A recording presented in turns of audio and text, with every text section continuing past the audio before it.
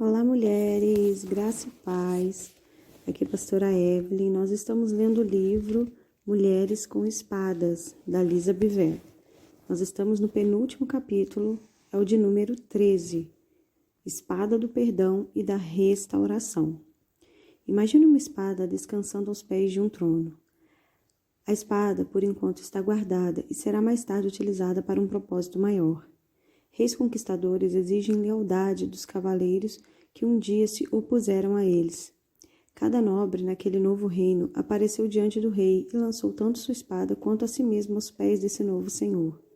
Às vezes o rei coloca o pé no pescoço do cavaleiro. Com essa postura, o cavaleiro fazia um juramento de lealdade a esse novo mestre antes de ter sua espada de volta. Neste capítulo, temos a oportunidade de avaliar nossas motivações.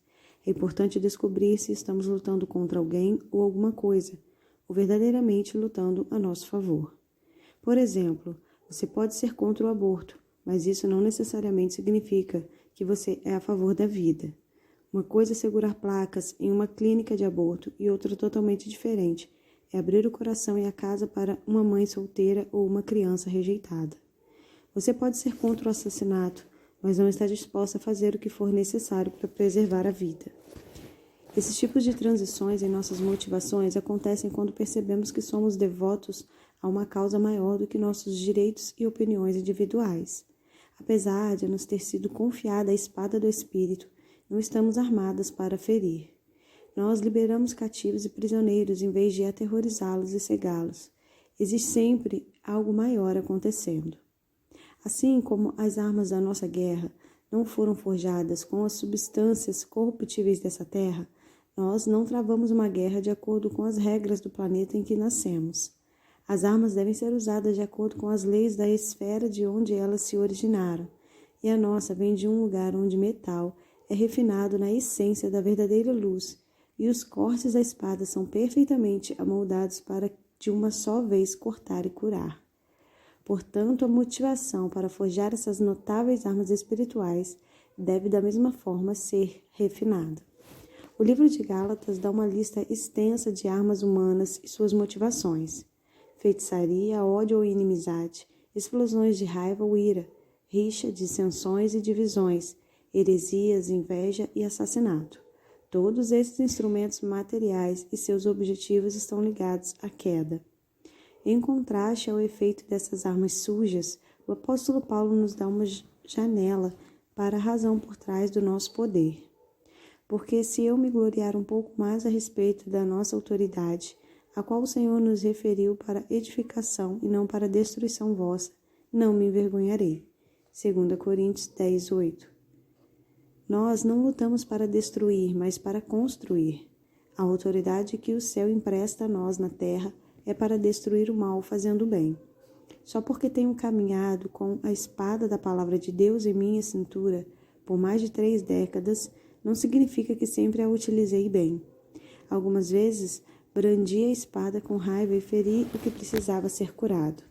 Outras vezes, deixei a espada na bainha quando precisava desembainhá-la e servir aos cativos amarrados e aprisionados. Quando meus filhos eram pequenos, houve um longo período no qual minha espada ficava na cabeceira enquanto eu cochilava. Durante esse tempo, eu virava as páginas da Bíblia para ler os salmos e caía no sono. Os meses passavam enquanto eu cuidadosamente evitava usar o corte afiado da minha espada para penetrar em meu mundo cheio de afazeres. Nestas páginas, quero compartilhar com você uma longa partida de esgrima pessoal, repleta de contratempos e, finalmente, de triunfos. Pouco tempo depois de tornar-me cristã, percebi que a mão de Deus estava sobre mim para ministrar a outras pessoas. Comecei a me preparar com sinceridade, mesmo não fazendo ideia do que seria esse ministério. Eu li a minha Bíblia e a igreja, sempre que havia um culto, participava de seminários e servia. Em um desses muitos encontros, um ministro visitante proclamou com grande convicção que se toda a sua família não fosse salva, não fazia sentido você pregar a palavra para outros. O que ele queria dizer era que se sua visão não fosse impactante o bastante para convencer aqueles mais próximos a você da verdade do Evangelho, por que outra pessoa deveria ouvir o que você tinha a dizer? Posteriormente, aprendi que aquelas palavras não eram exatamente verdade, mas na época as guardei convictamente em meu coração. Considerando que meu pai estava longe de ser salvo, intensifiquei meu tempo de oração. Ele era um exemplo clássico de tudo o que as palavras gentil e perdido queriam dizer. Ele fumava incessantemente, bebia excessivamente e não conseguia formar uma frase sem usar as palavras de baixo calão. Na minha visão, ele enganou várias vezes minha mãe e abandonou os filhos. John e eu estávamos morando em Dallas e na primeira vez que papai nos visitou, eu o arrastei para a igreja. Durante o culto, eu lançava olhares para ele na esperança de que papai sentisse todo o peso de seu pecado e desaprovação da sua filha e o convencimento do Espírito Santo. Eu não queria que existisse espaço para dúvida quando o pastor fizesse a pergunta final. Se você morresse hoje à noite, para onde iria?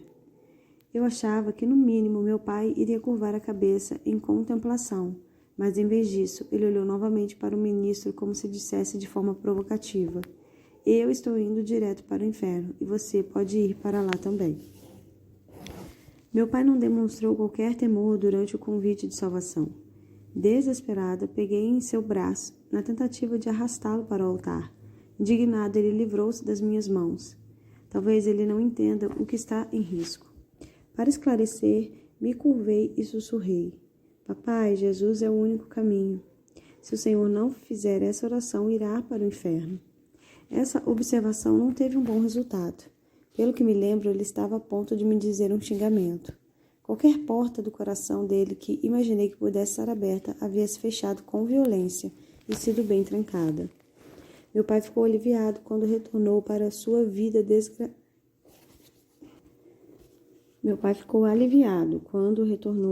vida desregrada e ensolarada Flórida e deixou para trás sua filha, Bíblia, no Texas. Como não sou de desistir facilmente, entrei em contato com amigos na Flórida e dei a eles o número de telefone do meu pai. Minha fé decolou enquanto orava para que, de alguma forma, essas pessoas totalmente estranhas passassem a ser as pessoas perfeitas para alcançar meu pai. Quando essa tentativa falhou, decidi que era tempo de usar o armamento pesado. Separei um fim de semana inteiro para jejuar e orar pela conversão do meu pai. Eu não me cansava. Marchava e orava, prostrava-me ao chão e chorava, ajoelhava à medida a minha cama com a Bíblia aberta e recitava as promessas de Deus. Pouco tempo depois me vi olhando para o telefone, desejando que ele tocasse. Eu não podia esperar para ouvir a voz do meu pai compartilhando como ele foi arrancado do controle de Satanás. O telefone nunca tocou, mas eu de fato ouvi a voz do meu pai. Meu pai celestial sussurrou uma pergunta em meu espírito. Lisa, você sabe que eu amo seu pai mais do que você o ama? Para ser honesta, na época achei essa revelação um pouco chocante, então eu permaneci calada. O sussurro continuou. Eu o quero comigo mais do que você o quer comigo. Lisa, entregue-o a mim. Você não pode salvá-lo. Depois, Deus me lembrou de uma promessa em sua palavra. Eu não disse, crê no Senhor Jesus e será salvo tu e a tua casa. Atos 16:31. Essa é a minha promessa para você. Quanto ao seu pai, creia nela e para de agir dessa forma. Apenas ame-o. Abri a minha Bíblia em Atos e marquei o versículo, colocando então toda a minha confiança na palavra. Pouco tempo depois disso, dei à luz nosso primeiro filho, Adson, e nossa família se mudou para a Flórida, para a mesma cidade onde meu pai morava. Então, exatamente antes de Alec nascer, meu pai perdeu o emprego e se mudou para algumas horas de distância na nossa Flórida. Ele esperava ter um recomeço, mas encontrar um novo emprego era difícil para um homem na sua idade. Meu pai antes construía casas customizadas e clubes campestres. Se viu trabalhando em pequenos reparos. Ele caiu em depressão e passou a beber, não só à noite, mas durante o dia também. Ele não nos visitava mais e às vezes que íamos vê-lo, ele estava bêbado, antes mesmo do anoitecer. As visitas assustavam meus filhos. Eles não entendiam por que meu pai falava enrolado ou por que ele falava alto. Delirava e chamava a mãe dele pelo nome de ex-mulher. Então, em um mês de dezembro, tudo mudou. No dia seguinte ao Natal, caminhamos até a entrada de trás do apartamento que meu pai dividia com sua namorada. Nós esperávamos encontrá-lo sentado na varanda dos fundos, mas em vez disso, encontramos um recado escrito na porta de vidro deslizante. Em letras compridas e finas ele dizia: "Desculpe, tenho outros planos." O recado estava endereçado a qualquer pessoa e não havia assinatura. Nós havíamos ligado e confirmado a visita mais uma vez, bem antes de deixarmos nossa casa e dirigirmos por várias horas. Outros planos? Fiquei paralisada, segurando o recado rabiscado em minhas mãos. Eu podia ouvir meus filhos me perguntando: onde está o vovô? Olhando para a praia que se estendia diante de nós, eu o imaginei rindo à distância. Eu não sabia o que dizer. John respondeu aos meninos enquanto os conduzia de volta para o carro. Eu estava arrasada e envergonhada. Pedi desculpas repetidamente a John e aos meninos. Então chorei durante todo o caminho de volta para casa. Os pais de John nunca pensariam em fugir para um bar, especialmente se soubessem que seus filhos e netos viriam visitá-lo. 5 horas é muito tempo para se passar sentado em um carro, especialmente quando o motivo da viagem nunca aconteceu e a mãe chorou durante todo o trajeto. Os 2 meninos que conseguiam me ver dos seus assentos encostaram em mim e ofereceram apoio em forma de uma pergunta. Tudo bem? Mamãe, está tudo bem? Tentei parecer forte, mas eu não estava bem. No dia seguinte, John viajou para a Suíça. Após tê-lo deixado no aeroporto, voltei para casa. Deixei os meninos entretidos com algo, coloquei alguns louvores e me deitei no chão para orar e fazer algumas perguntas para Deus. Por que meu pai não me ama? Por que ele não queria estar com meus filhos? Quando sua promessa vai se cumprir? Eu chorei em cima do tapete. De repente comecei a entender. Eu era órfã. Meu pai não tinha partido, ele simplesmente não se importava. Ele não queria nada comigo. Eu dei voz aos meus pensamentos e dei lugar às minhas lágrimas. Mas assim que comecei a chorar, ouvi o que poderia apenas ser descrito como Deus dando uma risada. O som era tão incrivelmente inadequado naquele momento que levantei minha cabeça e olhei ao meu redor. Então eu o ouvi sussurrar: "Você está vendo essa situação de maneira errada. O que você vê como rejeição, eu vejo como adoção." O quê? Quando você é completamente rejeitada pelo seu pai natural, você é completamente adotada por mim. De certa forma, seu pai renunciou a qualquer direito que ele tinha sobre você. Agora não existe nada entre nós. Você é toda minha. Sério? Eu estava ouvindo corretamente? Se John precisa de alguma coisa, ele pode chamar o pai dele. Se você precisar de alguma coisa, venha diretamente a mim. Tudo bem. Uau! No momento em que descobri que era órfã, descobri que era adotada. Eu tinha muita certeza de que Deus estava animado por compartilhar isso comigo.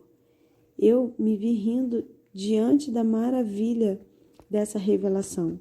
Enxuguei as lágrimas, levantei-me e ergui as mãos em adoração. Apenas um pai bom e verdadeiro se importaria comigo desta maneira. A partir daquele momento, passei a não esperar nada do meu pai. Ele não me devia nada, nenhuma visita, aprovação, amor, apenas presentes ou até palavras gentis. Pouco tempo depois de ter tido essa revelação, nossa família se mudou para da Flórida para o Colorado, e as visitas ao meu pai se tornaram cada vez menos frequentes. Devido às intensas bebedeiras, eu não me sentia mais segura quando ia vê-lo. Antes de finalmente deixarmos o estado, convidei-o para vir à nossa casa se despedir de nós. Ele recusou categoricamente. Então deixei a Flórida, ainda me agarrando à promessa de Deus de que meu pai seria salvo. Na vez seguinte que meu irmão Joey e eu visitamos nosso pai, ele não tinha certeza de quem eu era. Os muitos anos de abuso do álcool haviam distorcido suas percepções. Na maioria das nossas visitas, ele imaginava que eu era uma ex-namorada ou uma ex-esposa. Quando ele finalmente entendeu que eu era sua filha, ele olhou para mim de cima para baixo e me agradeceu por ter perdido peso. Aparentemente, ele tinha ficado surpreso com o fato de eu estar gordinha no último cartão de Natal. Esse mesmo tipo de coisa teria feito com que eu desenvolvesse um distúrbio alimentar quando tinha 15 anos. Tentei mostrar a ele as fotos dos meus filhos e compartilhar histórias da vida deles, mas ele não ouvia. Meu irmão gravou um vídeo dele para eu levar alguma coisa para os meus filhos assistirem, mas durante a gravação ele xingava e empurrava a câmera. Eu saí de lá sentindo uma terrível decepção. Durante o voo para casa, ouvi Deus sussurrar as promessas de Salmo 45 novamente sobre a minha vida. Ouve, filha, vê, dá atenção, esquece o teu povo e a casa de teu pai. Então o rei cobiçará a tua formosura, pois ele é o teu Senhor, inclina-te perante ele. Salmo 45, 10 e 11. Eu sabia que nunca mais me sentiria pressionada a me curvar às imagens que meu falido pai trazia à minha mente. Eu era o desejo do meu rei. Os anos se passaram e a demência do meu pai progrediu ao nível em que sua namorada não teve escolha a não ser interná-lo em uma clínica de segurança máxima. Em dezembro de 2009, eu o visitei pela última vez. Levei comigo meu filho mais velho, Adson, sua adorável esposa, Juliana, e seu filho recém-nascido, Asher. Eu queria que meu pai visse seu primeiro bisneto. Quando chegamos à unidade de saúde, espalhei fotos na mesa diante dele, na esperança de que fizesse conexões de quem éramos. Uma foto era do meu pai e de Adson quando tinha 1 ano de idade. Eu apontei para o jovem que agora estava diante do meu pai e expliquei que ele era meu filho, seu neto. Meu pai concordou com a cabeça enquanto gentilmente pegava as fotos na tentativa de entender tudo. Então aconteceu. Eu quase pude ver os fios das memórias do meu pai se entrelaçando no tecido da sua família. Ele ergueu a cabeça e olhou para mim. Julie, Asher e Adson, um de cada vez. De repente eu sabia que ele tinha entendido. Ele inclinou a cabeça gentilmente e apontou consciente para a foto em sua mão e para Adson. Quando ele nos reconheceu, eu pude mais uma vez ver além da sua frágil estrutura e enxergar o homem que ele havia sido. Ele estava presente conosco, mas eu não fazia ideia de por quanto tempo. Fiz uma oração silenciosa. Pai Celestial, o que eu devo dizer? A resposta foi chocante e imediata. Diga que ele foi um bom pai. O quê? Surpresa, eu contestei. Isso é mentira. Eu não vou mentir para ele. Especialmente não agora. Ele não foi um bom pai. Eu ouvi uma declaração firme. Ele foi tão bom quanto sabia ser. Descrente, eu argumentei. Ele poderia ter aprendido a como ser melhor. Minha mente viajou de volta para o passado e pensei nos vizinhos com quem ele poderia ter feito amizade, nos livros que poderia ter lido. Até onde eu me lembrava, ele nem ao menos havia tentado. Minha negativa foi respondida com silêncio. Com o passar das décadas, aprendi que com Deus não se entra em discussão.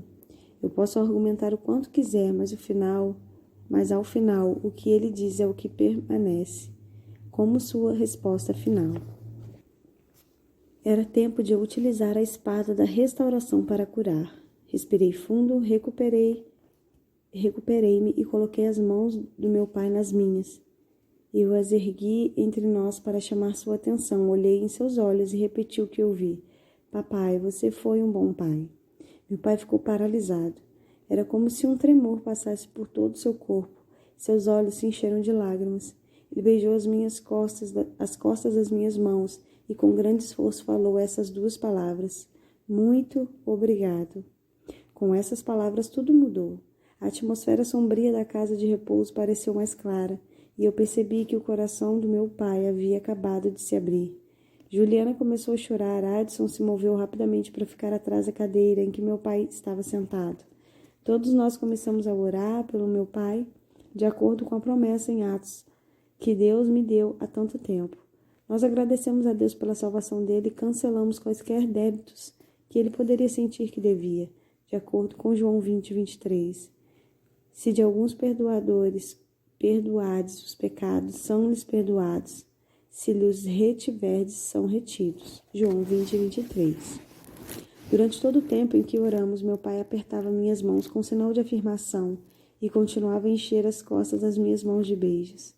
Esse foi um momento santo de amor e perdão. Seus gestos eram puros e inocentes, como os gestos de uma criança. Não havia sinal da grosseria que experimentei em minhas últimas visitas. Quando tudo terminou, papai estava visivelmente cansado. Enquanto Juliana esperou com Asher, Adson e eu acompanhamos de volta ao seu quarto pouco mobiliado e colocamos na cama. Antes de sair, verifiquei com a enfermeira para checar as minhas informações de contato se estavam corretas. Enquanto eu preenchia uma tira de papel para ela adicionar ao seu arquivo, meu pai saiu do quarto. Eu o chamei, mas ele passou por nós como se fôssemos completamente estranhos e se sentou com um grupo de mulheres que estava assistindo a reprise de um programa de entrevistas. Algo aconteceu durante o momento que ficamos juntos, mas papai havia perdido a consciência novamente. Um ano se passou e chegou o Natal de 2010.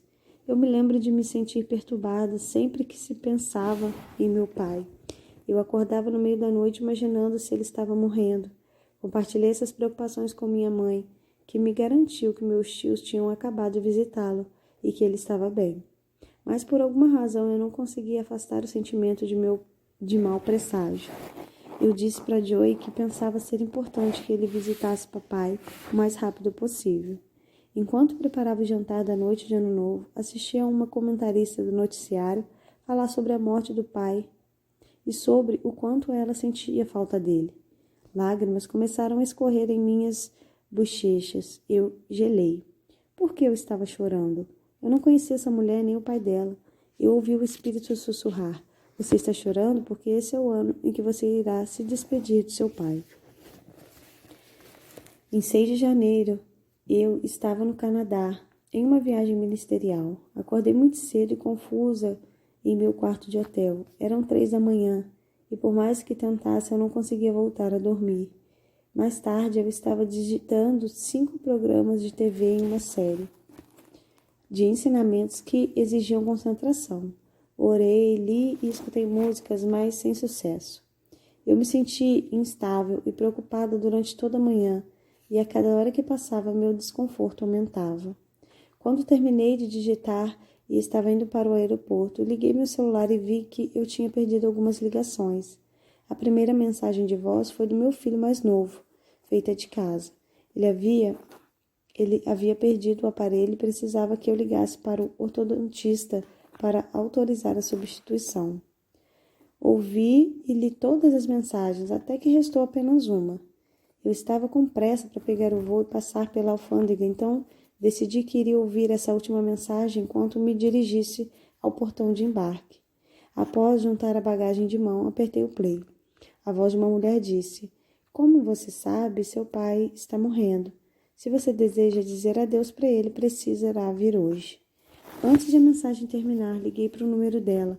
Minha mente estava girando. Como eu poderia saber disso? Ninguém me disse que meu pai estava morrendo. De maneira misericordiosa, consegui falar com a mulher, que estava em seu carro indo para a casa de repouso de meu pai. Expliquei a ela que estava no Canadá, pronta para embarcar em um novo voo para Denver. Ela prometeu me ligar de volta assim que estivesse ao lado dele. Depois tentei falar com meu irmão, mas ele estava em reuniões. Liguei para John e para um dos meus amigos. Meu mundo estava girando. Verifiquei se havia voos diretos para Orlando, mas não havia nenhum disponível. Atrasada, embarquei no avião para Denver e, enquanto outros passageiros passavam por mim, eu esperava pela ligação dela. Um pouco antes de os comissários fecharem a porta e pedirem para que todos os telefones fossem desligados, ela ligou. Ela explicou que papai não estava bem e se ofereceu para colocar seu celular próximo ao seu ouvido. Eu virei o rosto para a direção contrária ao corredor repleto de pessoas, em direção à privacidade do espaço da janela. Papai, aqui é a Lisa. Minha voz era baixa e vacilante, mas eu continuei. Eu o amo. Você lembra como me levava para pescar e como me ensinou a mergulhar e a nadar? Eu estou chegando amanhã, mas se não conseguir mais prender sua respiração debaixo d'água, você pode ir. Eu parei, pensando no que mais poderia dizer. A mulher pegou o telefone novamente. Perguntei se ela viu algum sinal de que papai tinha me ouvido. Ela explicou que não conseguiu ver nenhuma evidência de resposta, mas que acreditava que de alguma forma ele me ouviu. Percebi que já passava da hora de eu desligar o telefone, então me despedi. Eu li durante todo o voo de 3 horas e meia. Para ser honesta, não lembro que livro era. Assim que pousei, tentei falar com meu irmão. Disquei seu número várias vezes até conseguir falar com ele e compartilhar o que estava acontecendo. Joey começou a fazer planos para viajar da Califórnia para a Flórida. Falei com as companhias aéreas por telefone enquanto viajava para casa da noite escura e fria, típica de um inverno no Colorado. Eu planejava pegar o voo às 7 horas da manhã seguinte. Assim que cheguei em casa, juntei os meninos e dei a notícia a eles. Enquanto ouviam, percebi que meu pai era um completo desconhecido para eles. Eu disse a eles o quanto sentia ter que viajar novamente depois de ter acabado de chegar em casa e o pai deles estar fora da cidade. Naquele momento, tanto meu telefone residencial quanto o celular tocaram. Em uma linha estava meu filho mais velho e a segunda ligação era do meu irmão. Ele disse que nosso pai havia partido. Era isso. Não haveria funeral porque nosso pai havia deixado tudo preparado para que seu corpo fosse cremado. Nunca mais o veríamos. Falei novamente com a assistente social que cuidou do caso e chorei enquanto contava para ela que ele havia partido. Fui para a cama naquela noite triste, embrulhado em cobertores e orações. Deus, tu és fiel. Dormi profundamente e acordei surpreendentemente descansada. Fiquei em casa por mais uma semana antes de iniciar minha agenda de viagens. Nos meses de janeiro, fevereiro, março e abril, falei para multidões que variavam de centenas a milhares de pessoas, e a cada noite eu declarava a fidelidade de Deus. Tentei não pensar em meu pai. Nada mais poderia ser feito. Então, em maio de 2011, encontrei a fidelidade de Deus. Estava palestrando em uma conferência de mulheres na Flórida. Em minha primeira sessão, vi uma jovem mulher adorável de cabelos vermelhos. Por alguma razão, em meio a uma multidão, ela foi a pessoa de quem me lembrei. Depois a vi novamente em uma sessão na parte da tarde. Naquela noite, quando estava prestes a sair para a próxima sessão, vi essa bela mulher de cabelo vermelho novamente no salão do hotel e me senti compelida a me apresentar. Me aproximei dela, mas antes de dizer qualquer coisa, ela se apresentou. Liz, eu sou April. Nós nos falamos ao telefone. Minha mente foi em busca de alguma memória quanto a falar com alguém com o nome de April. Ela percebeu que eu não lembrei e começou a preencher as lacunas para mim. Fui eu que liguei para você no dia em que seu pai morreu.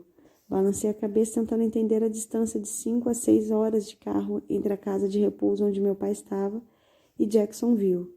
Por que April estava aqui? Vim com algumas amigas para a conferência. Quando ouvi dizer que você estaria aqui, eu fiquei sem palavras. April continuou. Eu fui assistente social de seu pai nos últimos 5 anos. Ele era um paciente terrível. Foi expulso da primeira instituição em que foi colocado. Fugiu, era violento, roubou um carro e foi espancado pela polícia. Mas no último ano ele foi um anjo. Eu ainda estava paralisado, olhando para ela sem expressão. Ele beijava minha mão sempre que eu o via. Ela continuou dizendo. Minha mente girava enquanto tentava entender tudo aquilo. Ela acabou de dizer que meu pai foi um anjo no último ano de vida? April, eu fui visitá-lo 1 ano antes de ele morrer.